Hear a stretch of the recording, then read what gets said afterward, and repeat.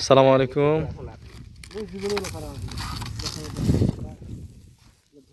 এটা হচ্ছে কলার গাছ। কলা গাছের ভিতরে একটা কলা গাছের ভিতরে যে একটা আটে থাকে, এটা সবজি হিসাবে রান্না করা হয়, খাওয়া হয়। তো টেস্টটা আসলে অসাধারণ একটা টেস্ট। তো গাছের ভিতর থেকে ইয়া করে আপনার হচ্ছে মানে আটিটা কীভাবে বাইরে করা হয় তো আপনারা দেখতে থাকেন। এটা হচ্ছে বিচি কলার গাছ। বিচি কলার একটা মানে ইয়া ছিল, ঘাউড় একটা ছিল। তো ঘাউড়টা মানে গাছটা কাটা হলো। অনেকেই মানে কলা এখান থেকে চুরি করে আর কি। চুরি করার কারণে আসলে আধা পাকা অবস্থায় গাছটা কাটা হলো। তো এই কলা গাছের ঘাউটা যদি আপনাদেরকে দেখাই,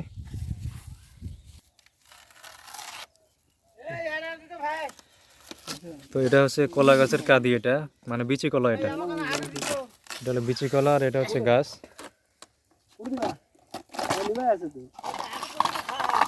তো গাছটা এইমাত্র কাটা হলো।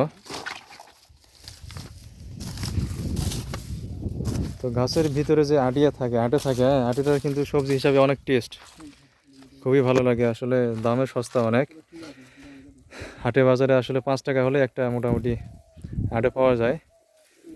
আর এখান থেকে যে আটিটা বাইর হবে একদম টাটকা, একদম কেমিক্যাল মুক্ত। এখন হচ্ছে বাজারে যে সবজিগুলো পাওয়া যায়, প্রত্যেকটা সবজির মধ্যেই কেমিক্যাল ইউজ করা হয়। তো সবজি মনে হয় একটাই আমার জানা মতে, আরও জানা নাই। কলা গাছের আটিয়া এটা এমন একটা সবজি যেটাতে কোনো কেমিক্যাল ইউজ করা হয় না। মামা এখন বাড়ি যাবো। আরে না, দেরি কর।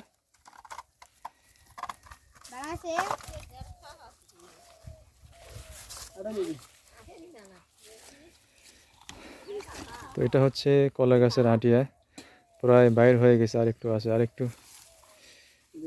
ইয়া করলে আসলে আটিটা বাইর হয়ে যাবে।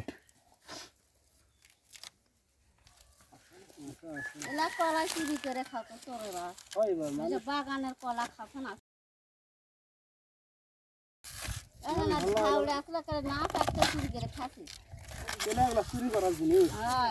তাই তো কত বাগানের কি খালি অনেক একটা আছে খাওয়া না আনা ধরে নেই।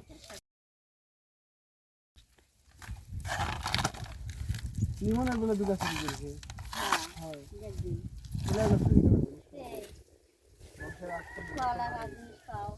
না এই জিনিসটার দাম কত? 40 টাকা, 50 টাকা, 100 টাকা। একটা জিনিস হয়েছে কতদিন ধরে মানুষ আশা করে নাই, নিজের গাছের ফল লাগবে।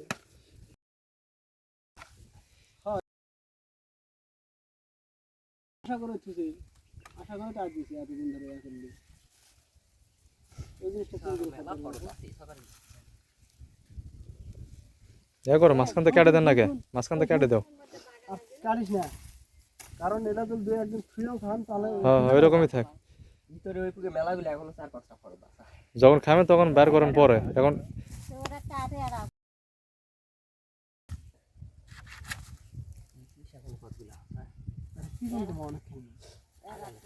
ওটা আগা